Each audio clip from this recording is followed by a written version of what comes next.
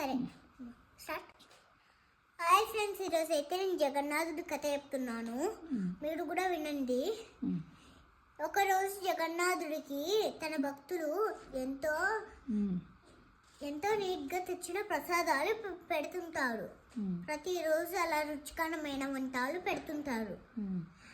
అది చూసిన జగన్నాథుడికి తన భక్తులు పెట్టిన ప్రసాదాన్ని తినకపోతే తన భక్తులు బాధపడతారని అంతా తినేస్తాడు. ఒకరోజు జగన్నాథుడికి రాత్రి కడుపు నొప్పి వస్తుంది. అప్పుడు ఒక ముసలామె ఇంట్లోకి వెళ్ళి వేపాకు రసం చేసినది నాకు ఇవ్వు అని చెప్తాడు. అప్పుడు వేపాకుతో చేసిన రసం అక్కడికి తెస్తుంది. అయితే శవం అయిపోయిందని పడేసి ఇంటికి పంపించేస్తాడు.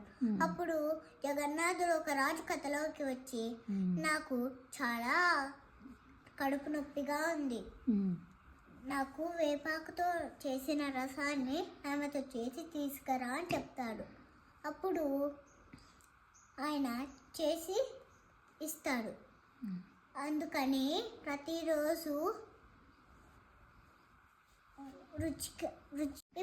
అప్పుడు రసం చేసి జగన్నాథుడికి తిరిగి తాగిస్తాడు.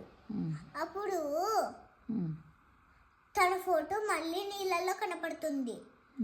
అందుకని ప్రతిరోజు తన రుచికరం సమయం అయిపోయాక తనకి వేపాకుతో చేసిన రసాన్ని ఇస్తాడు.